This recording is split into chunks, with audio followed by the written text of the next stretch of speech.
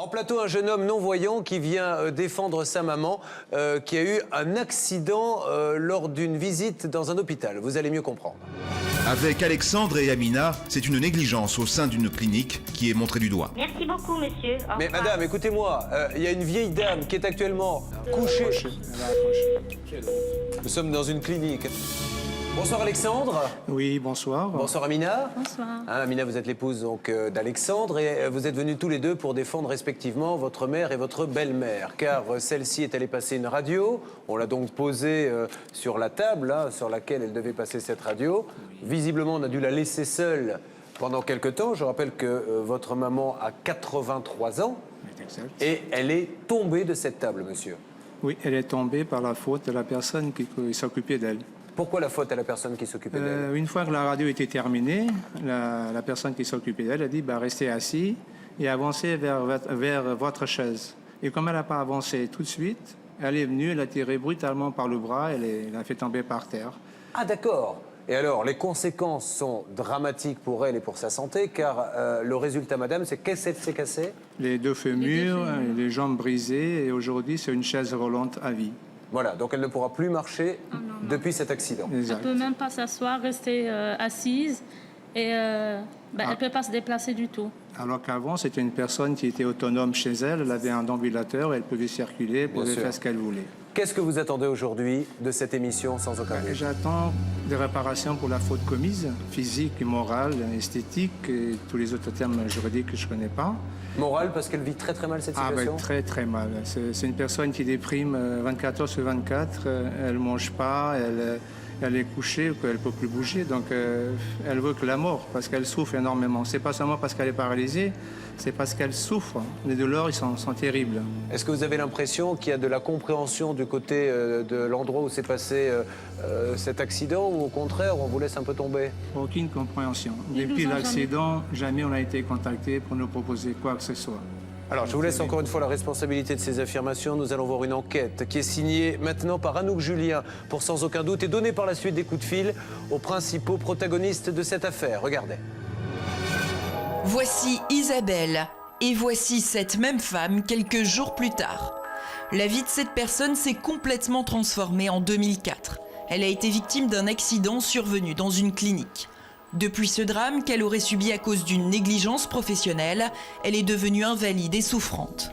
C'est son fils qui s'occupe d'elle 24 heures sur 24. Il n'a pas le choix car il n'a reçu aucune aide, et pourtant, Alexandre est une personne non-voyante. Avec son épouse Amina, la situation est lourde à assumer, bien que pour cet homme, le plus dur est de sentir sa mère souffrir. Pour elle, c'est une souffrance énorme. Physique et morale, c'est impossible à vivre, c'est un enfer. Et ça, c'est depuis cet accident qu'elle a subi à cette clinique. Je suis en colère contre une clinique qui n'a pas su prendre sa responsabilité. L'histoire d'Isabelle est dramatique. Le 21 janvier 2004, elle se rend dans une clinique passer un contrôle radiologique des hanches. Isabelle, 82 ans, effectue donc des examens. Une fois terminé, l'assistante du radiologue lui demande de se retirer de l'appareil. Isabelle ne se serait pas immédiatement levée. Du coup, l'assistante l'aurait tirée brusquement. Isabelle aurait chuté. À ce moment-là, son fils se trouve dans la salle d'attente. Il entend des cris. Il se précipite.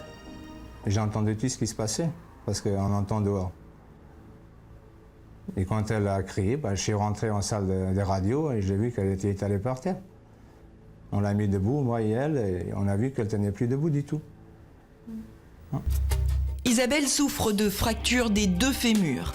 Elle doit subir une opération, puis Isabelle est placée dans une maison de repos. Après 3 mois d'enfer, le verdict est lourd. Après l'opération, le médecin m'a appelé en disant que ma mère ne pourrait plus jamais marcher. Elle serait handicapée à vie, bien sûr, dans une chaise roulante. Ni debout, ni verticale, ni avec un ambulateur, rien du tout. Il nous a fait une lettre confirmant cet état. Certificat. Ouais. Le cauchemar ne s'arrête pas là. Isabelle souffre tellement que les médecins lui prescrivent des tranquillisants, somnifères et tout autre médicament qui l'endorment au fil du temps. C'est plus la même personne du tout. C'est une mère que je ne connais plus. Bien sûr, c'est ma mère, mais quand elle parle avec moi, elle déprime complètement, elle pleure tout le temps. Elle veut mourir. C'est tout ce qu'elle demande, avec toutes ces douleurs qu'elle a. Isabelle est méconnaissable. Avant cet accident, elle s'assumait. Elle marchait avec un déambulateur, mais elle n'était pas condamnée à rester allongée à longueur de journée comme c'est le cas aujourd'hui. C'était une personne dynamique qui s'occupait d'elle-même, elle allait aux toilettes, elle allait se coucher, elle allait dans la cuisine, elle m'aidait aussi beaucoup avec le déambulateur. Elle avait besoin de personne, je pouvais sortir 4 ou 5 heures dans la rue, ça ne me gênait pas du tout. Aujourd'hui, je suis condamné à la maison, je ne peux pas sortir 1 heure, il faut que j'appelle quelqu'un pour la garder. Je ne peux pas sortir du tout. Le quotidien est très difficile, pour Alexandre aussi. Sa vie de famille n'est pas évidente. En plus, depuis 1 an, cet homme est devenu père. Un événement qui l'attendait depuis très longtemps. Mais quand Ryan est né, l'accident est arrivé. C'est très dur. Maintenant, on a un bébé à la maison. Mon mari s'occupe entièrement de sa maman. Il s'occupe pas de son fils. Certes, il a un moment pour son fils, mais je le vois fatigué tout le temps. Tellement qu'il doit porter sa maman. Moralement, déjà, il est, on peut dire, démoli. Je sais pas, je souffre énormément jour et nuit en la voyant comme ça. Je ne pouvais pas imaginer que ma mère, en faisant de radio, pouvait se casser les jambes, ne pourrait plus jamais marcher. Alexandre consacre pratiquement tout son temps à sa mère. Cet homme non-voyant voudrait qu'on l'aide.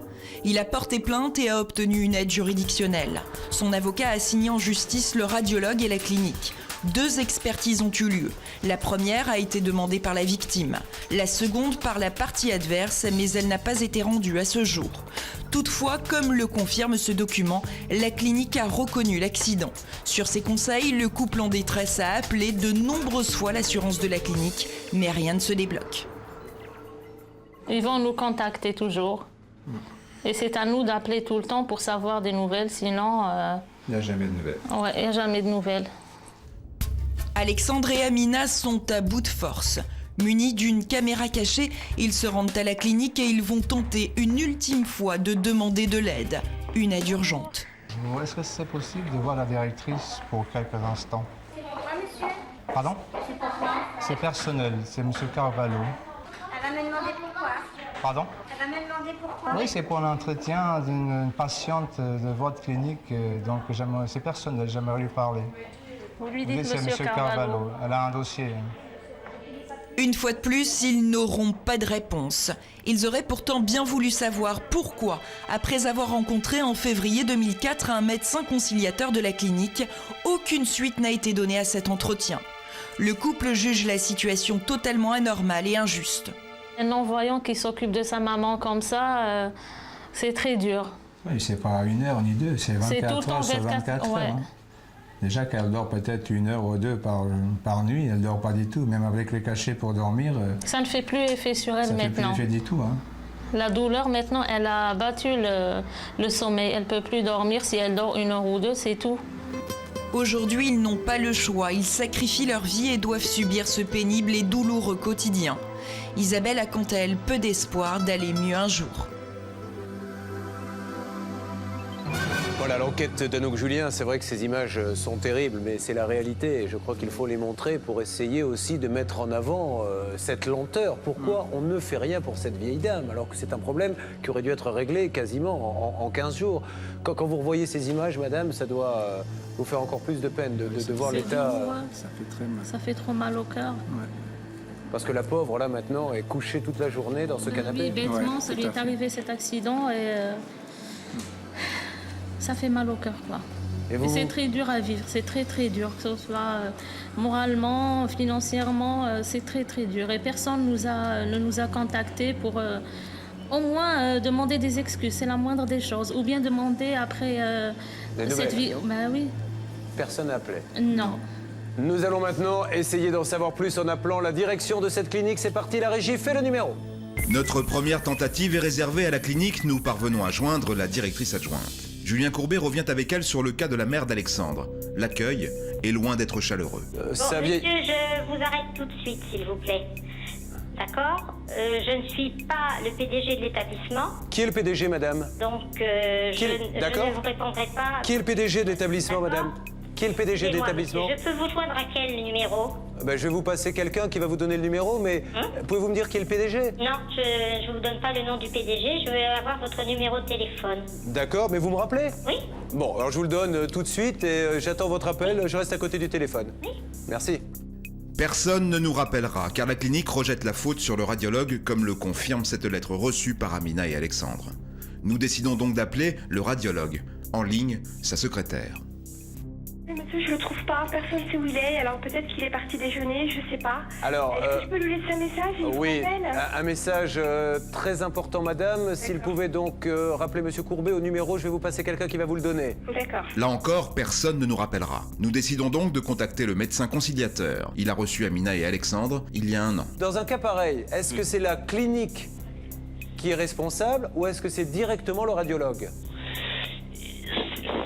C'est un peu des deux, hein. C'est l'un est responsable de son personnel et le personnel est responsable de ses actes.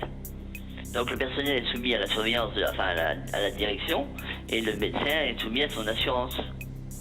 Donc ils ont 2 démarches à faire, envers la clinique Probablement. et envers le radiologue. Absolument. Bon, voilà, monsieur, si vous pouviez avoir la gentillesse de demander à cette directrice, ou alors d'être l'interlocuteur si vous le souhaitez, peu Moi, importe. je suis que conciliateur, c'est-à-dire que je suis un interlocuteur, Alors on va dire, de conciliation. Donc je n'interviens ni dans un sens ni dans l'autre, je suis totalement neutre. Parce que c'est ce qu'ils veulent, une Il y a un conciliation. rapport qui a été fait, je peux vous dire, c'est qu'il y a un rapport qui a été fait, qui a été adressé à Oui. M. Cavallo. Alors, docteur Courtois est à mes côtés, c'est un des docteurs qui intervient, c'est Oui. le docteur qui intervient dans l'émission. Je suis en consultation, M. Courbet, je Ah. suis désolé, mais je ne pourrais pas vous parler longtemps. Alors, est-ce Et qu'on peut se rappeler plus tard? Il y a un rapport, Je l'ai le rapport. Voilà, qui a été remis suite à la conciliation. Oui, mais monsieur, c'est pas le rapport qui veulent. Oui, je sais bien, mais moi je ne peux rien faire de plus. Je suis conciliateur, c'est-à-dire je reçois, je note les doléances et j'établis un rapport. Bon, donc que c'est je pas avec vous soumets- qu'il faut voir. Que je soumets au parti. Bon. Alors, ok, nous allons donc rappeler la C'est le direction. rôle d'un conciliateur. Un conciliateur, il fait un rapport qu'il soumet au parti et les partis doivent Sauf s'entendre. qu'apparemment, il y a un petit problème avec le rapport, Parce que docteur les partis Courtois. doivent s'entendre là-dessus. Vas-y. Oui, bonjour, 2 secondes, docteur Oui. Courtois. Oui. Il y a effectivement un rapport qui a été fait, Absolument. mais il y a un problème, c'est que le médecin expert de la compagnie d'assurance de la clinique, si j'ai bien Oui. compris, qui a assisté à l'expertise, n'a pas validé le rapport parce que la victime n'avait pas pu fournir des radiographies antérieures à l'examen de radio litigieux, et donc on ne pouvait pas évaluer l'état antérieur. Or, c'est la clinique qui a perdu ses radios. Donc, si vous voulez, depuis 1 an, puisque je crois que vous les avez vus il y a 1 an, donc Oui, depuis 1 an, rien n'a avancé. Et en plus, maintenant, le médecin expert de la compagnie d'assurance dit, moi, je veux pas dire quoi que ce soit dans la mesure où je ne sais pas quel était l'état de cette dame avant cette prise de radio. Et c'est la clinique, donc votre établissement, qui a perdu les radios. Donc, je crois que Mais j'ai dans bien 1 an ou compris, dans en 2 ce ans, on en moment-là sera au même point. En ce moment-là, que le problème qu'il y a, c'est Oui, effectivement, c'est sûr. vous connaissez comme moi les problèmes d'expertise. Ils sont très bordés, très attachés à leur fait. Et le problème qu'il y a, c'est effectivement, je comprends l'attitude de la famille qui est impatiente, mais je vous dis encore une fois, je crois que malheureusement, le conciliateur, il n'y a que ça qui peut Mais vous bien dire. sûr, monsieur, mais je sais que vous ne pouvez pas aller plus loin. Je vous remercie en tout cas de nous avoir appelés. C'est pas que je veux pas, c'est pas que je suis. J'ai compris, mais- monsieur. Mais moi, Vous ne j'ai pouvez fait- pas, vous n'avez pas le pouvoir. À partir du moment où l'expert est passé, c'est-à-dire Oui. qu'il y a eu une suite. C'est que votre boulot est fait. Et l'expert a bloqué D'accord. sur un point de détail qui est Ok. les radios antérieures ont été perdues, je peux pas me prononcer. Merci Donc, beaucoup, monsieur. Il faut revenir là-dessus. Je ne vous dérange pas plus longtemps. Je vous en prie. Au revoir, monsieur. Au revoir. Nous nous retournons vers l'expert, mais c'est notre spécialiste des affaires médicales, le docteur Dominique Courtois, qui lui rappelle le contenu du dossier. Le problème, c'est que les radiographies antérieures ont été perdues par la clinique. Et donc, si vous voulez, on tourne en rond. La clinique dit, de toute manière, notre médecin n'a pas voulu valider l'expertise parce qu'il n'y a pas les radios pour l'état antérieur, mais il n'y en Attendez, aura non, jamais puisque pas- la clinique les a perdues. Attendez, monsieur. Moi, j'avais la notion que que ce dossier partait en judiciaire. Oui. Il peut partir en judiciaire Non, non. s'il n'y a pas de transaction amiable possible. Non, il partait en judiciaire. A priori, à ma connaissance, aujourd'hui, non, il n'y a pas de procédure, il n'y a pas de référé, il n'y a pas d'expert judiciaire nommé, il n'y a pas de démarche qui aurait été faite. À ce stade de la discussion, l'expert nous indique qu'il est d'accord pour organiser un tour de table entre nos témoins et la clinique.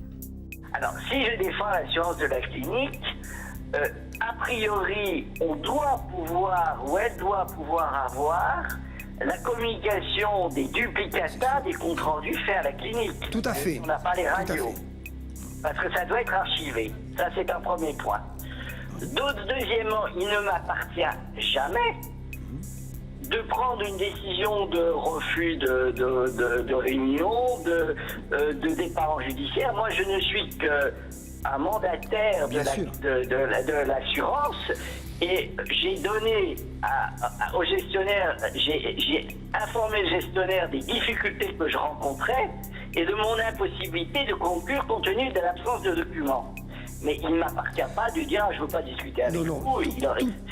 Tout à fait. Moi, je reproche l'attitude de la clinique, mais en aucune façon la vôtre. Vous avez été mandaté par une assurance, vous avez fait une expertise, il vous manque des documents, vous n'avez pas conclu.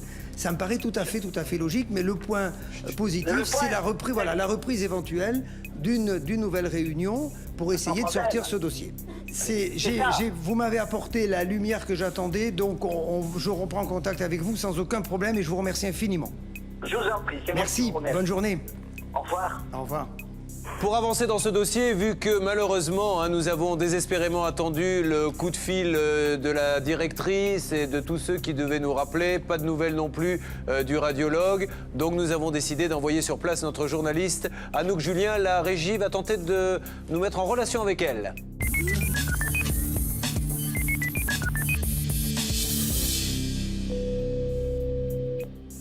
Anouk, vous m'entendez ? Bonsoir Julien. Bonsoir Anouk, donc vous êtes devant maintenant, je suppose, cette clinique, prête à entrer, objectif, avoir une explication et faire accélérer ce dossier concernant cette vieille dame. Tout à fait Julien, je me trouve à quelques mètres de la clinique, donc maintenant nous allons y aller, nous allons nous diriger donc vers la clinique. Pendant ce temps, nous tâchons de contacter un responsable de la clinique pour lui dire qu'une de nos journalistes est présente dans l'établissement. En ligne, la directrice adjointe. Visiblement, nous ne sommes pas les bienvenus. Alors, écoutez monsieur, je vous arrête tout de suite. Alors, je vous explique madame, il y a un caméraman qui est en bas, à l'accueil. Oui, non mais tout à fait, mais si vous voulez, ce dossier monsieur actuellement, je n'ai pas de déclaration à faire à ce sujet, puisqu'il y a une expertise qui est en cours. Il y a une quoi ? Il y a une expertise qui est en cours. Ah mais l'expertise, elle a été faite, ça y est ? Pas du tout. Ah, on a eu l'expert, madame, au bout du fil. Non, il y a une expertise en cours, monsieur.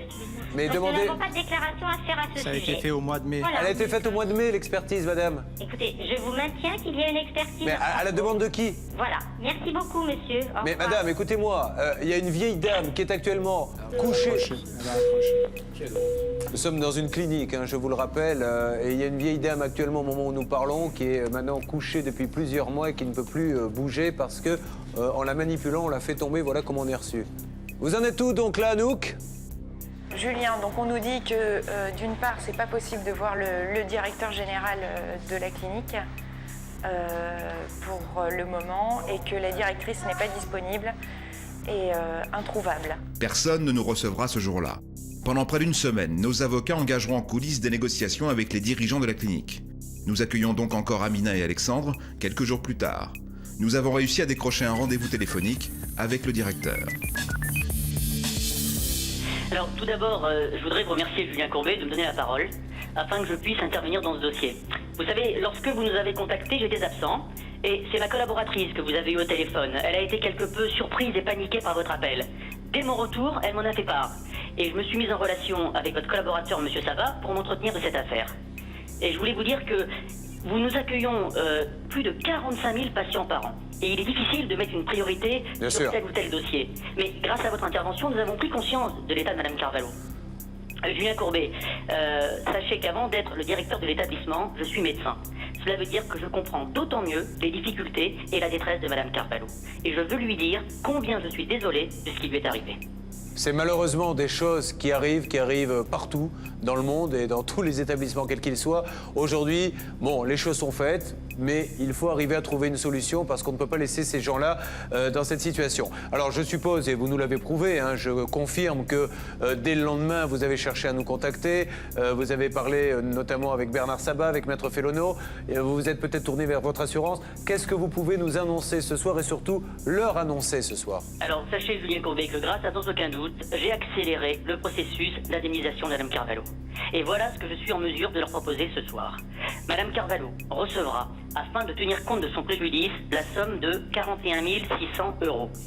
Dans l'immédiat, à titre de provision sur cette somme, je propose à Mme Carvalho un chèque de 10 000 €. Tout de suite. Tout de suite. De plus, viendront donc par la suite, pour qu'ils comprennent bien, Oui. votre proposition, ça sera 41 000 en tout, c'est-à-dire 10 tout de suite et 31 dans combien de temps à peu près? Voilà, c'est ça. 10 000 euros tout de suite en provision et 31 600 euros dès qu'il y aura un accord, dès qu'il y aura une signature entre les deux parties. D'accord. Et de plus, très important, à cette somme de 41 600 euros vient se cumuler une rente annuelle viagère de 30 500 euros. C'est-à-dire que cette somme de 30 500 euros sera versée chaque année à Madame Carvalho durant toute sa vie. Alors, je me tourne tout de suite vers Amina et vers Alexandre. Je crois que ce monsieur ne pouvait pas aller plus vite, être plus concret, être plus précis. Est-ce que cette proposition vous convient? Tout à fait, tout à fait. Je remercie cette personne, le directeur, d'avoir pu traiter cette affaire rapidement pour une solution. Et pour montrer, parce que je veux une totale objectivité dans ce dossier, docteur Courtois, vous avez l'habitude, puisque c'est votre spécialité, de dresser comme ça et d'aider les gens qui ont des problèmes d'indemnisation. Est-ce qu'elle vous paraît tout à fait correcte?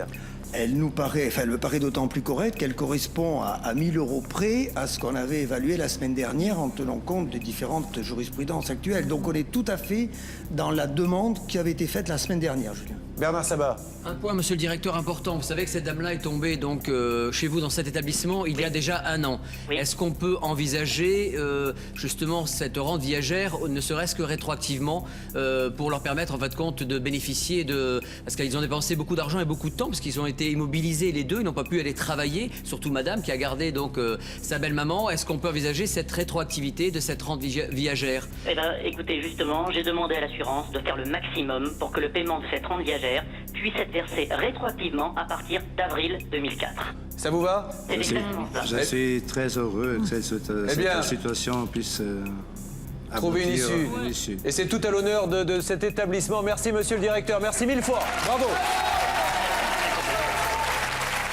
Je crois que ça doit rassurer énormément de gens qui nous regardent de voir qu'on ait envie de régler les problèmes aussi vite et aussi bien.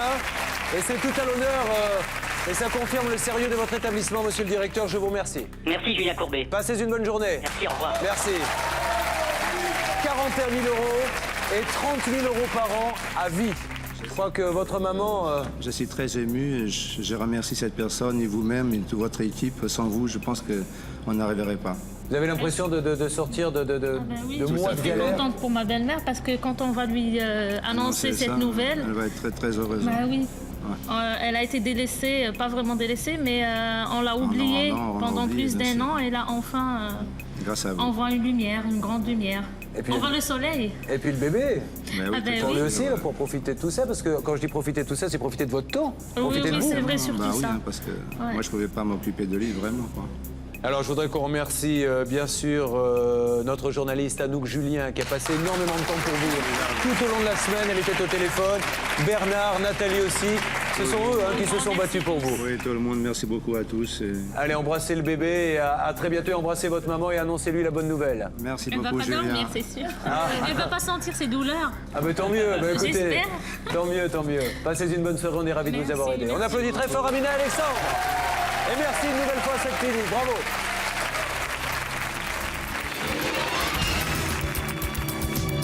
Je suis très heureux pour ma mère, parce que comme ça, elle va pouvoir vivre autre chose et avoir quelqu'un qui s'occupe d'elle.